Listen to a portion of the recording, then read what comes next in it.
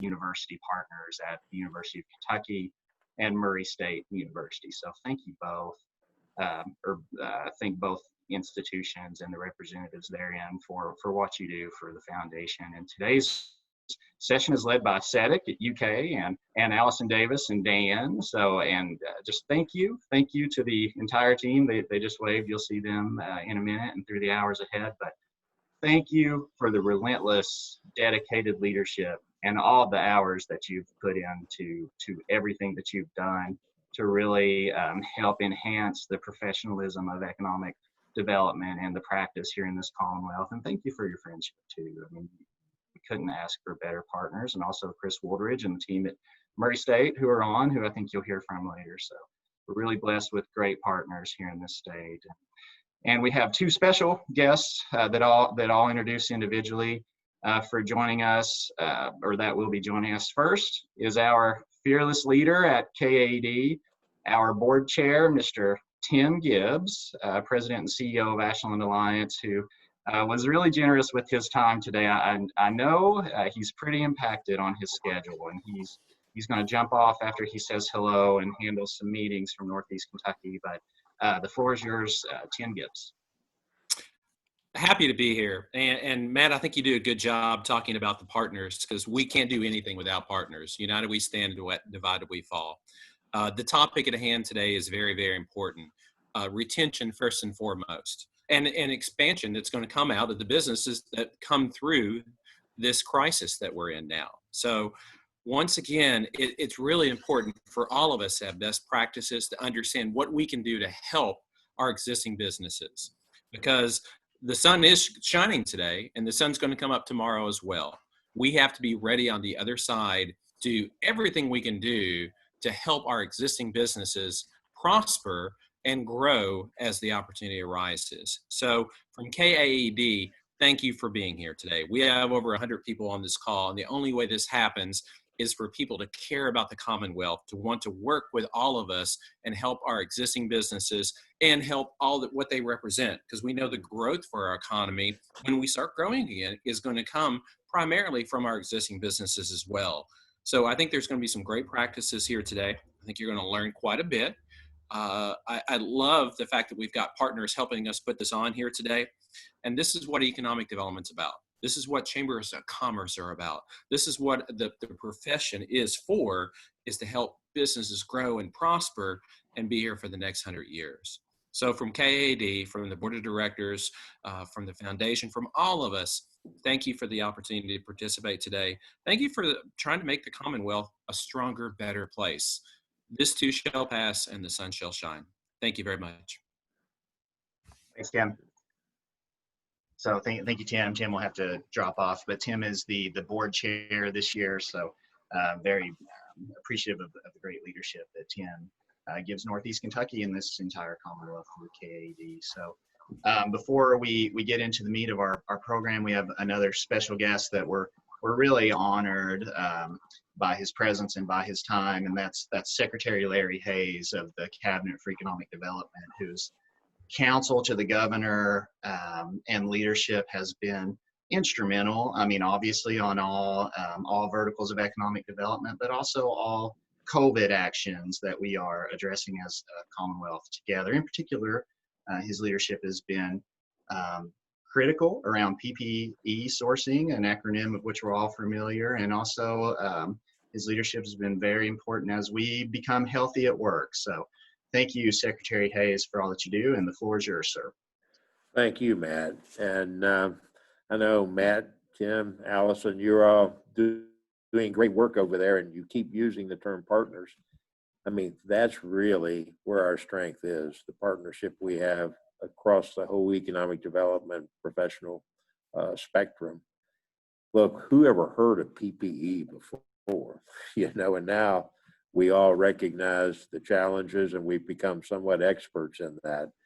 The distribution of it, you know, the economic developers across the state have been instrumental in being able to help us get the message out, to identify the areas where we needed to address some of those, have really helped us identify some of the PPE that's available, it's kind of a cross section of Kentuckians helping Kentuckians, and that communication is going to be even more important as we move away from manufacturing to Main Street, which is going to be the real challenge for those smaller business people. And you all been instrumental again, working with the chamber and working with us and trying to tell the story of where PPE, where it's needed, is available. So as we try to build this economy back again, we all recognize that business retention is really where year in and year out, the real growth is retention and expansion of our existing businesses. So everybody focuses on attraction at various times, and that is the piece that generally governors and county judges and mayors really like those days. But the truth is our growth in any given year is coming in both in investment and in jobs and new jobs from our existing businesses. So we want to let you know that we're partnering with you all, and we've got new partners now that you're all going to be instrumental in with our existing businesses. Not many of us probably worked with the health departments before. Now we are faced with, and we're fortunate to have new partners. I can't tell you the number of times now in the past 2 weeks where with some of our existing larger manufacturing companies, after they put their plans into the portal, they have had the local health departments engage and come out and look at their facilities and become knowledgeable about what it is they're trying to do and the challenges that they face. Those partnerships that are now developing are going to be really important as we move forward, because we've got to do these things right. You know, we don't want to have to find ourselves going back in the days that we hope are rapidly becoming behind us. But anyway, you all have been really instrumental, and you are going to be people that we're going to count on. You can count on us. That's kind of my message today. And Matt and Tim, you know, I can't say enough. When I came back to Frankfurt, and I first met with you and learned of KAED and the things that you've done in the last few years, we are proud to partner with you all every day. And please let us know anytime where we can be of help. I wish you and the members well that are on this, and look forward to working with you in the future. We're going to have some bright days ahead of us with these new challenges. We'll working together. We can do it, as the governor said. So we'll come out of this thing together. Thanks for having me. Thank you, Secretary. Yep, no doubt. We will get through this, and we will do it together. So thank you for all your right. leadership, Thank you. Secretary. Bye. Thank you much. And now, with our introduction said, I'm happy to turn the floor to our education stars and great partners at the University of Kentucky. So thank you, Allison Davis, and the floor is yours. All right. Well, good afternoon, everyone, and welcome to a short 4-hour BRE training that we're going to do online for the first time. It's so great to see so many folks who have called in, who I know personally, and I look forward to meeting so many of you in the future. A big thank you to Matt and KAED in our partnership. I agree with the Secretary. KAED has really flourished in the last few years under Matt's leadership, and we are super thrilled to be able to spend some time working with them. So we do have a packed day ahead of us, and hopefully, Dan, can you see the PowerPoint screen? No, not yet. Oh, I guess I should share the screen then. That would help. That would help. Wonderful. All right, how about now? It looks nice. It's on slide 2. Perfect. Yep. All right. Well, I will start by introducing myself and then give it over to Dan for a second, then we'll get going. So my name is Allison Davis. I am a professor in the Department of Agricultural Economics at the University of Kentucky, and I direct Sedek, which is the Community and Economic Development Initiative of Kentucky. And I'll talk a little bit more about us in a minute or two. And so Dan? My name is Dan Call. I'm a professor in community and leadership development at the University of Kentucky, and the color commentator for today's webinar, or it feels that way. Yeah, that'll be great. When I start talking, he'll say, I'll give that a 5 out of 10. That's right. That's right. She's really pressing hard now. So no, I'm really pleased to be here. I'm the associate director at Sedek, and together we help oversee a BR&E program, and we'll talk a little bit about that today, but not really exclusively that. We've got actually a lot of ground to cover. So, but I'm glad to be here and glad you're here. I will say Allison's going to talk about the agenda in a second. But 4 hours is a really long time, and we realize that. So we will be very interactive. We've got opportunities. We have some breaks scheduled in, but also a lot of opportunities where we have some structured participation. So hang in there. It'll be worth your time. That's right. As part of our participation, we have invited 5, I call them AGSs, amazing guest speakers, to talk a little bit about some of the efforts that they're leading or participating in within the communities they serve. And so later on down the agenda, we'll be hearing from Jody Lassiter, Owen McNeil, David Atkin, Angie Mulberry, and Chris Wooldridge. Right now, you're not able to chime in, so I know that it's concerning. We will be switching platforms eventually, but we'll give you more information then. And then the guy behind the scenes, our Zoom operator, the one, the only, without the green light, is Matt Tackett. So just a little bit about Sedek. Sedek is housed within the College of Ag, Food and Environment at the University of Kentucky. We are an integrated outreach and engagement and research center. We have about 14 folks who work with Sedek. I have a couple of folks who are online right now, which is fabulous. And we work in the areas of economic development, leadership development, community design, rural health, and arts engagement. We work state from one end of the state to the other, from Pikeville down to Hickman County, and work on all different types of arenas. Dan mentioned we do house the state's business retention expansion program, but we have all kinds of other programs, including First Impressions. We do a lot of economic development planning, leadership development planning, and then we have a pretty robust community design program as well. And so this is not new to us. Primarily, our work is in small to middle-sized communities where those resources don't typically exist. There aren't enough resources to be able to house an individual dedicated to that work, but we certainly follow the work of our great cities, and when needed or appropriate, we do work with them. And so happy to see folks representing all 3 of our big cities and then our micropolitans as well. So just a little bit about today's agenda. This is, as soon as I put it in writing, we realized we won't stick to this at all. It's just, this is a big, tall order for both sides of the participants and speakers to figure out how to do this agenda. But here's what we're proposing. We will kind of break it out into 3 chunks, and there will be some breaks. All of us will need to get up and walk around and get some fresh air, grab a drink, all that good, non-alcoholic drink, all that good stuff, and then return. We do plan on going the whole time. We understand that everyone's schedule is your own, so do what you can.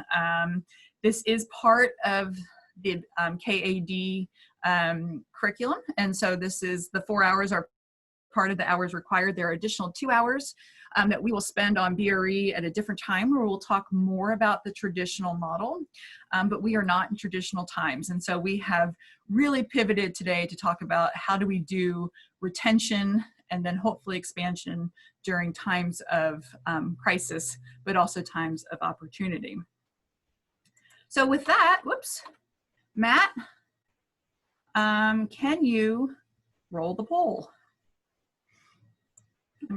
Oh, God, he's good. You were fast. She's very good. I'm impressed. So there's a poll in front of you. Hopefully you'll be able to take it.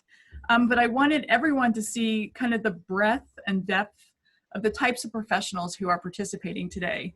So when the secretary, when Tim, when Matt were talking about partnerships, they are all here. We were very purposeful in extending the invitation to this virtual summit to all of those folks who we believe have a significant role in taking our communities that next step forward. So there is a poll in front of you. Hopefully you can see it. What organization or entity do you represent? Hit other if we didn't capture yours. So hopefully the poll has closed. Dan, can you see the chat box to make sure I'm not missing any critical? I will follow it. Yeah, Okay, but everyone seems to be okay. I think so. Okay. If we've got a second, yeah, Dave Rumler has shared good news. He says he's got a manufacturing company coming to Kentucky with plans to hire over 5,000 people over the next few years. So congratulations. Wonderful. All right. We also have a question that says that I can't see the poll questions, just the poll screen. So the question is the green bar, just who are you, or what, or below that, what organization or entity do you represent? And hopefully you can click on that and indicate the association that best represents you. And then I hope that Matt is able to tell when you've got a good response. We've got about 87% Perfect. have voted. I think that's good. Okay, I'm going to end it now. Yep. We would like to say thank you to Matt for trialing Zoom. This is our first big KAED Zoom experience. We Yeah. learned a lot. Show us those results if you would, Matt. Nice.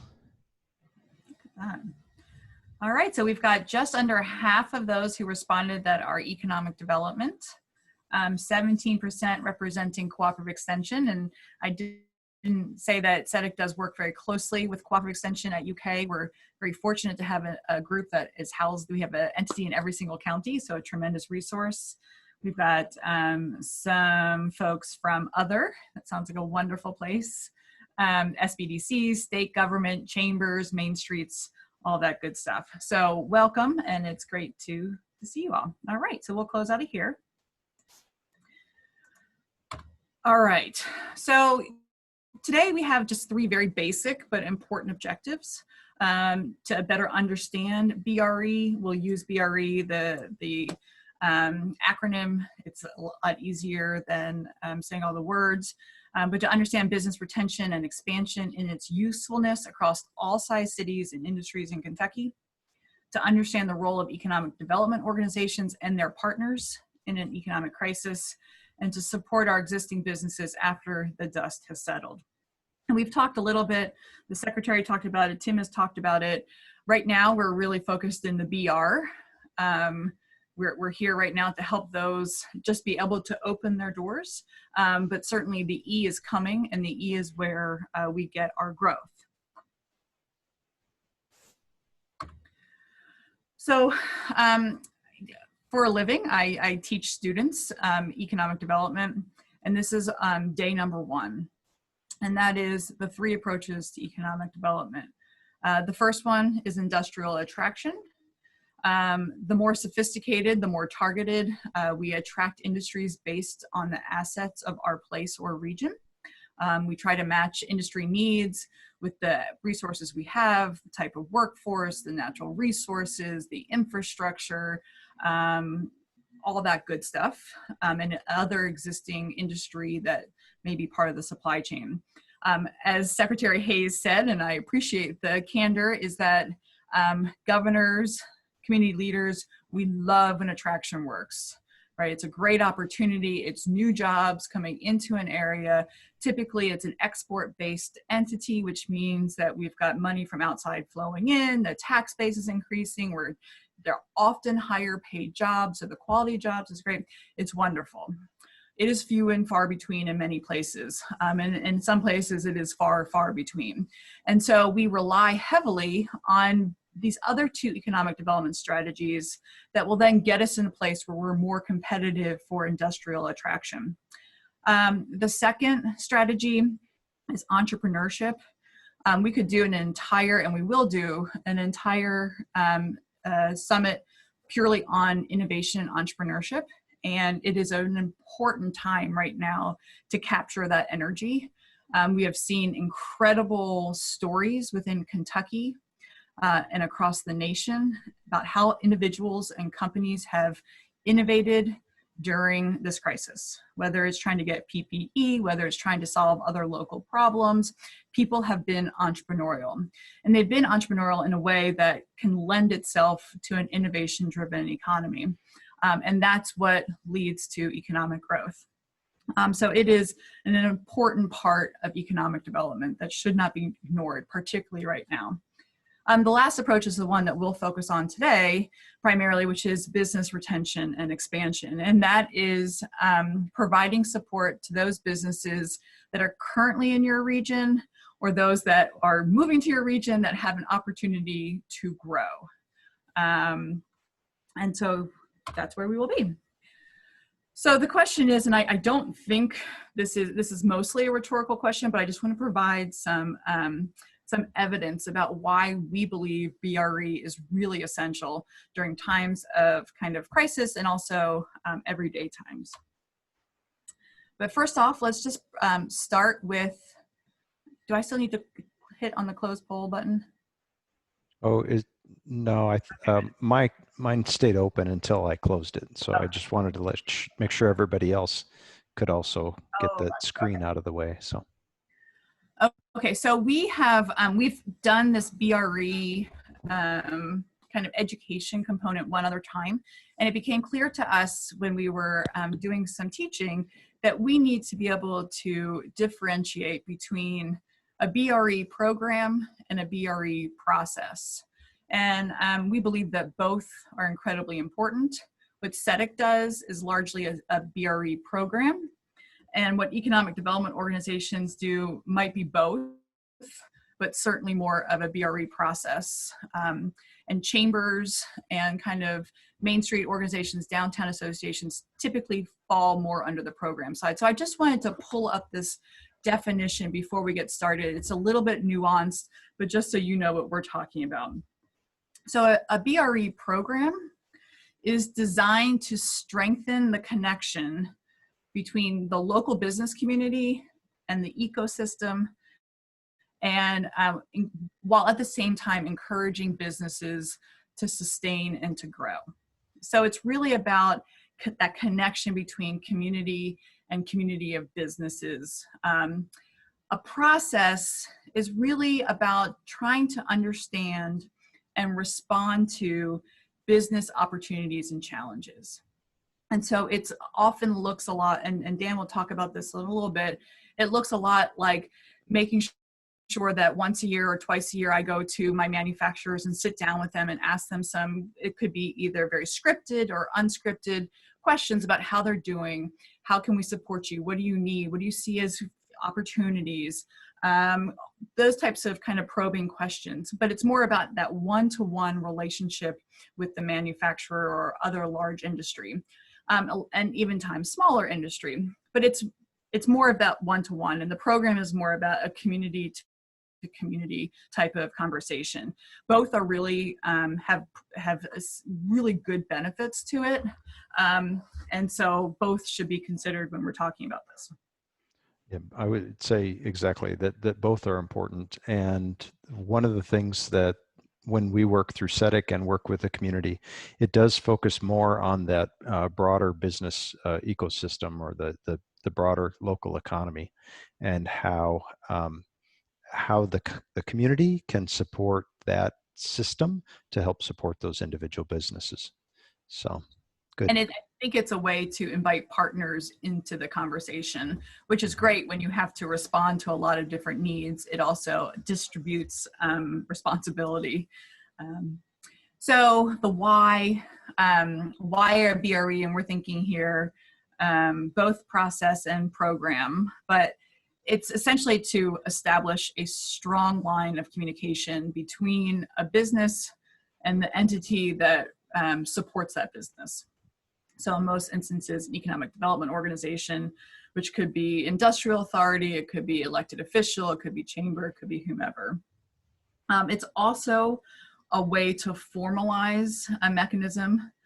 Sometimes if we just do it informally, we don't do it informally, right? We say, oh, we'll do it, but then it doesn't get prioritized.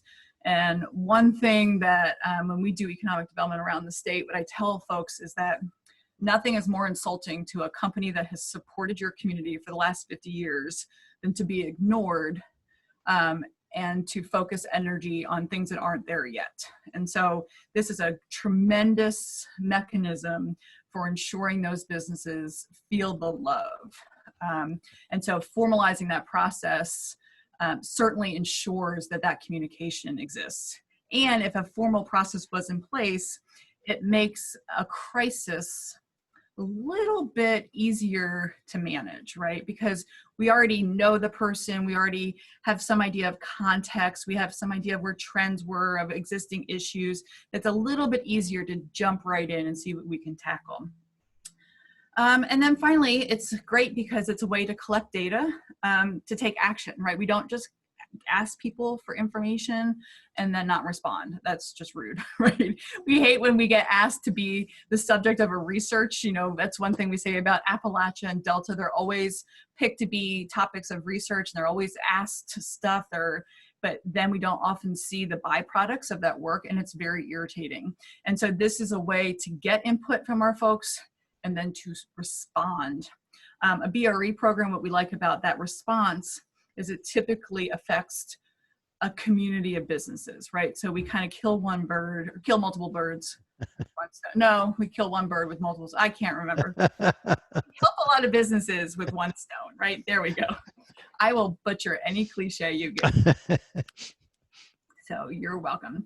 So I wanted to talk a little bit about just some data. It's sort of who I am. And I think it tells a really compelling story about why this is important. And I don't think we need, particularly today, a lot of evidence about why it's important, but we may need to have this evidence to remember when this is all taken care of in the future. And we don't forget this strategy. So these data are for Kentucky, and I don't think anyone's surprised, but it shows the distribution of establishments by size. And the top chart is looking at the percentage of establishments by establishment size. And so we will see here that, you know, there's been a little bit of a shift, but towards a larger share of small businesses. And those small businesses in this instance are under 10 employees. So we have almost 65 plus about 15% that are in the last 4 years that are either self-employed or small businesses, right? So that's a pretty big number. Even when you take SMEs, which are those businesses that are fewer than 100, you're now talking about almost the entire population of businesses. So it's a big number. When you look down at the bottom chart, you're now looking at the percentage of jobs.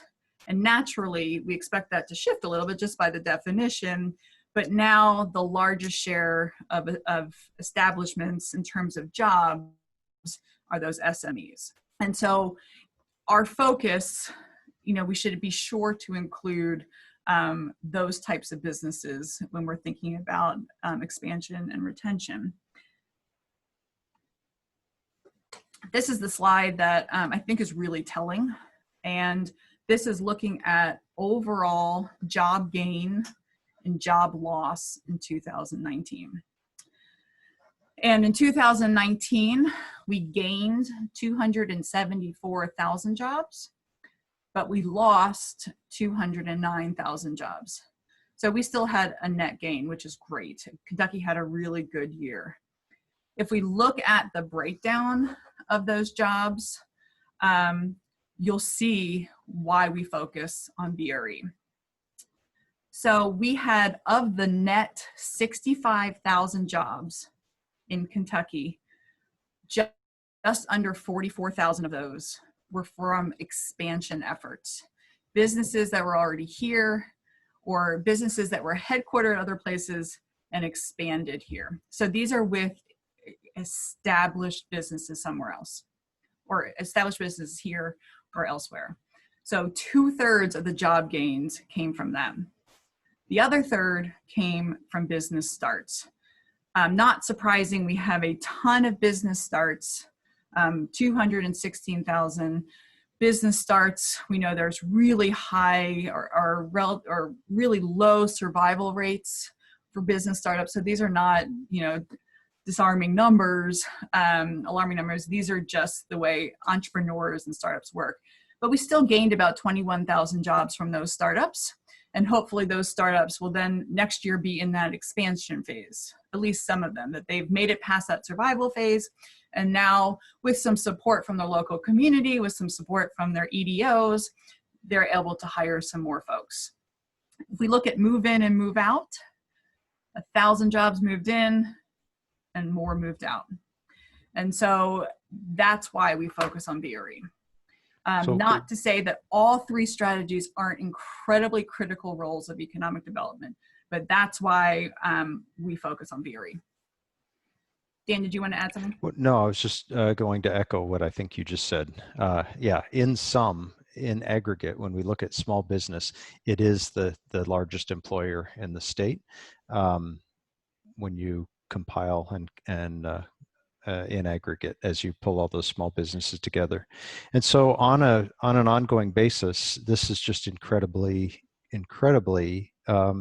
important and kind of dominates the economic landscape in terms of being able to think about and address the needs of those small businesses. But Allison, we're not in a regular time. What? Of course we are, Dan. No, we are not in a regular time. So let's move on. Wow, it's like you could predict that. So we're not in a regular time, and we're not talking about expansion right now. We could be in a year when some very capable establishments have figured out how to capitalize on this crisis, which is tremendous, which is what we hope they can do. So let's talk a little bit about the BRE in time of crisis. So we've got COVID-19, all kinds of data are out there. And so we could spend hours talking about a lot of different data points. I only want to focus on just a few that I think are just maybe presented in a bit of a different way. All the sources are listed below. I did see the question about the slide deck. I think Matt's sending the slide deck out in about 20 minutes or so when we have to switch to a different platform. All that information will be there. So we certainly know unemployment numbers are huge, right? We hear it every day. They're not just huge in Kentucky, they're huge everywhere. We're not the only state that's having a hard time paying unemployment insurance claims. It's happening everywhere. And we'll see in a little bit that we may be a bit more protected than some of our other states. But I thought this was important because it tells us that this is a temporary situation that we can come out of ahead if we plan and if we're innovative and if we work together. So these data came through April, so they're probably just a little bit old. I can't believe we're talking about data that are 2 weeks old is old, but yeah, I mean, we've gotten somewhat used to having, really, really rapid data. So this report shows that the COVID crisis has suspended or curtailed about 23.4% of US workers. Of that amount, 79% maintain a tie with their employer. That's awesome, right? It's not awesome for them right now, but there hasn't been a permanent cut, meaning there are plans, there are hopes, there are aspirations to bring workers back when the situation allows. The other 21% exited the labor force. Their ties with their employer are over. That company has expected to contract enough that they'll likely will not rehire again. So of the 23.4%, 79%, if we are able to support our business community, and depending on the length of how long we have to deal with this, we have the ability to get those workers back. So that's really good news, right? And so we have to figure out what are some steps we can take. And we want to hear from folks about things that they're doing to make sure that this is just a blip. And I think folks have seen on every show possible the different types of recoveries, the L's, the W's, the V's, and the faster we have a recovery, the faster we'll be able to get folks back on board. When I said I thought we have a little bit of a light here, is there's a economic vulnerability index that Chmura Economics puts out. And Chmura is provides county level data. The cabinet uses it, we use it for all of our economic development work. And so it basically came up with a vulnerability index for every county in the country.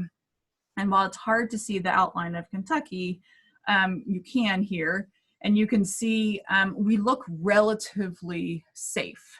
The index goes up to 349. In Kentucky, our numbers don't ever go above, I think, like 120 or 130. Eastern Kentucky, Western Kentucky, South Central Kentucky seem to be kind of less vulnerable. And part of that has a good reason, part of it doesn't. Part of the bad reason is that we didn't have a lot of activity there to begin with that was going to be vulnerable, but it also means we're not vulnerable. So that's positive.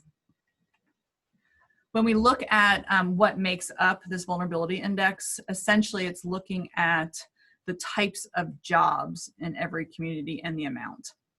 And so they looked at these projected losses, and these projected losses, they're short-term, they're not intended to kind of predict long-term outcomes. It's just as long as we're in this crisis and we have shutdowns, what's expected to occur.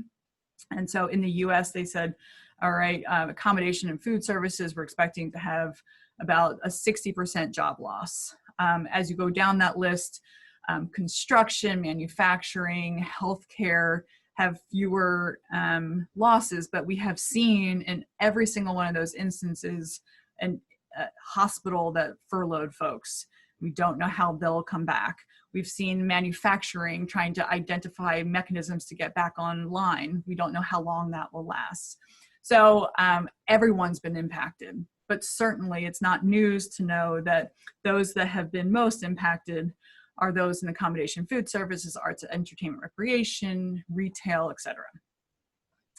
When I pulled out the data by county to see what we look like, I pulled out the top 20 most vulnerable counties.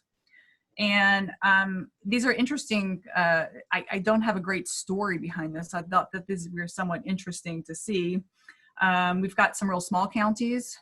We've got some big counties. And so, but essentially this vulnerability index is made up of the projected job losses. Those areas that have high tourism numbers, they'll be very vulnerable. So just something to think about. So if you're in one of those top 20 counties, what does that mean for you? And again, Allison, these were projected, right? These are projected, yes. Okay. Yep. And usually Chmura costs a lot of money, but these data are all available for free right now online, and their analysis and methodology is described. And so you can just hit on that source below and see it.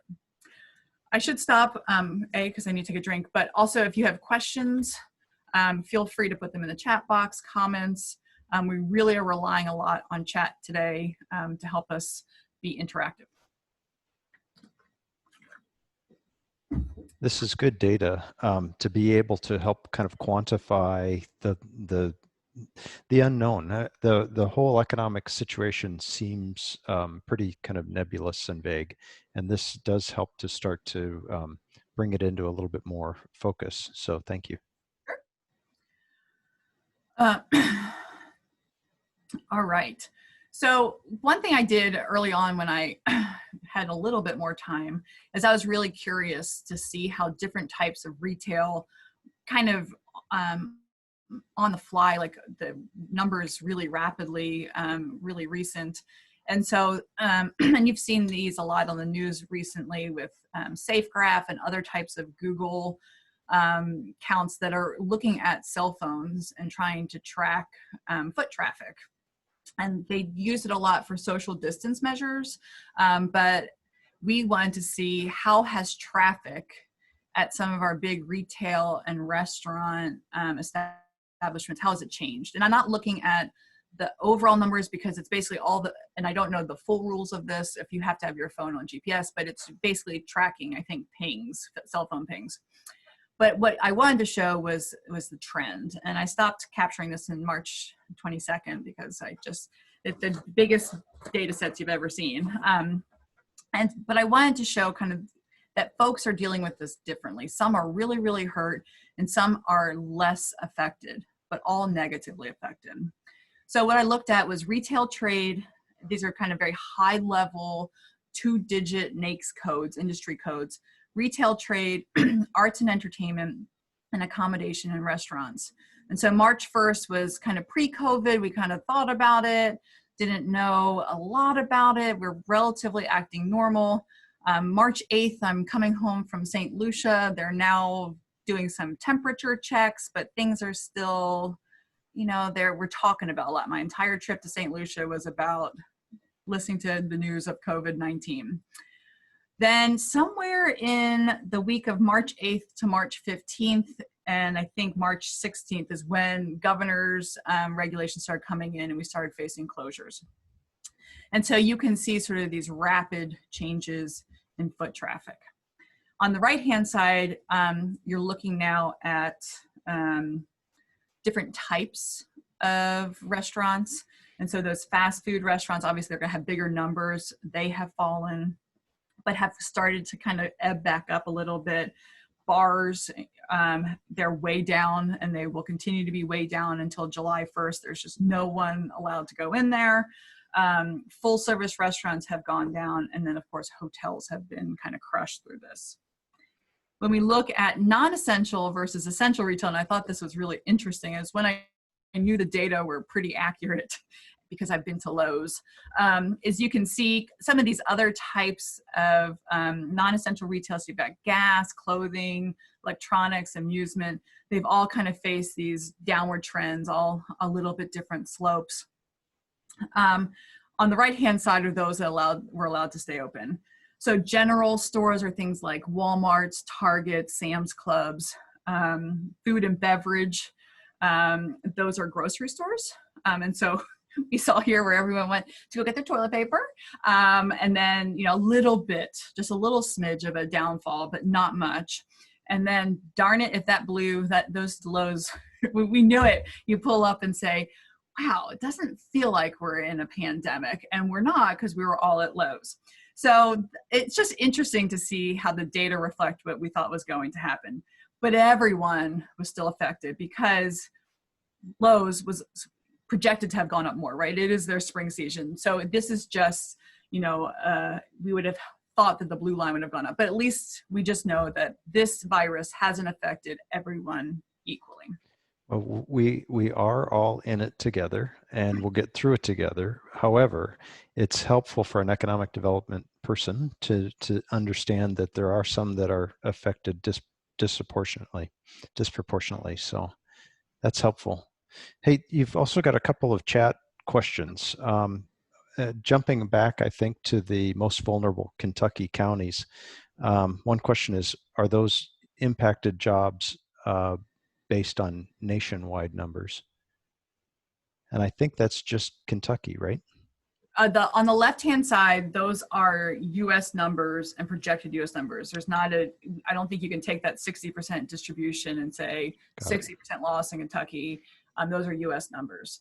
And then the second one is about Magoffin and Callaway County, that the rest are in regional population hubs.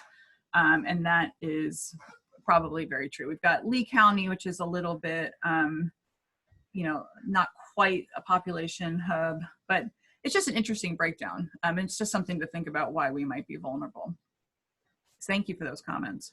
Yeah. All right, now this is where I think I'm going the wrong way. Yeah. Okay. Oh, yeah. So it's not quite time yet, but I'm gonna go fast because I know Dan, you need time. Yeah. Basically, I was just trying to find any data that I thought. Yes, Wes, I can define what 100% of the index means. That's the average. That's the average kind of vulnerability. So if you're above 100, you're more vulnerable. If you're below 100, you're less vulnerable than the average. So overall, Kentucky, because those numbers can go up to as high as 350, not many do, but overall, we're just, we've got a lot, I think about 100 of our counties that are below average. I'm going the wrong way again. Good answer. Okay. So for those of you who represent, and I hope all of us represent our downtowns and our main streets, I thought this was a useful survey. It is not all inclusive. It is not all representative, but it gives us a signal of things to come and experiences our Main Street businesses are feeling. So there was a Main Street survey that was sent out, I think in Kentucky.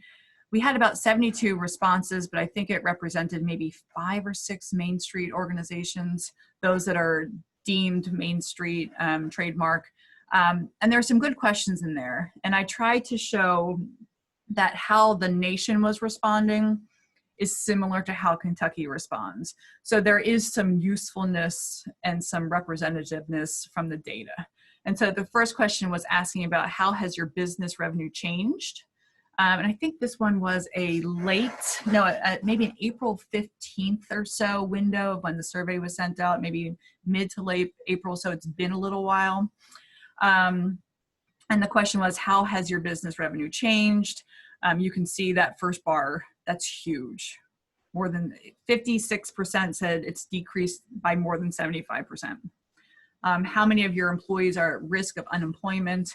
And 50% said 1 to 5 employees, okay? Here's where I started looking at the national side. The national side's the left side. The Kentucky side's the right side, just so you can see. And it took me a long time to match these colors, but I think I did a pretty decent job. But just to show the trends are very similar. What are you most concerned about? The green lines are the largest.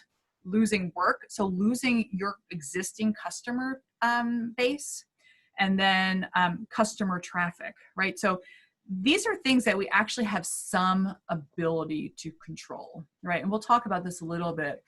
The ability to retain our existing customers and the ability to attract a new customer base is something that we have control and ways that we can support our existing businesses. There's lots of research out there how you do that. A lot of our businesses are worried about employees' financial welfare, making payroll. So you can see those numbers are similar. So these numbers are just for Kentucky. So how has it affected your Kentucky business? Loss of revenue, we've changed our business hours, we've had to close our business, whether voluntarily or mandated. We've had to cancel events. I mean, the amount of events that have been canceled is crazy. We've had reduced participation, et cetera. So just to give you a sense of the types of issues that our Main Street businesses are facing. Then we asked what type of assistance, or we didn't ask this, Main Street asked what type of assistance would be most helpful to your business. 2 things that I know we're still really deep into, and it's basically all about financial support. One is having information on financial assistance, and I know KAED and I know all of our partners have worked tirelessly to have our businesses be able to access the EIDL, the PPP, to try to identify other types of funding sources. And then certainly there's been a lot of conversation about how can I get out of paying some of my fixed costs that I'm not using the building, it's closed, and I still have to pay rent, I still have to pay utilities. I have an inventory on hand that is going to be useless when we finally come out of this. So those are the 2 giant blue bars. I'll be curious, and I think we should all be curious, that once we get past this, what's the next big concern? Once the PPPs start landing in our bank accounts, once our doors are back open and we're getting some revenue in, and we know this will be certainly a concern for a while, but what are some of those other things that our businesses are thinking about? This is a huge one, and we saw it, we knew it was coming, and this is one of those things like if we had perfect foresight, man, should we have been on top of this? And it was, do you have an online sales component? And a big chunk of people said no. Less than half, yeah. So when we saw those doors closing, and we knew it was going to happen, right? And the more rural we were, the less we could rely on broadband infrastructure. It was just going to happen. But this was not a surprise. And in fact, Dan's going to give a little anecdote later about this. But this is critical. So we can't serve our customers. We had no way to sell things. We had no way to take money. We had no way to advertise. Okay. So here we are. We have a little snafu with our Zoom in that it was set up in a way that is not conducive for interaction. And so what we're going to do is take a 5-minute break. There is a new Zoom link. It is safe and secure. Dan, I can't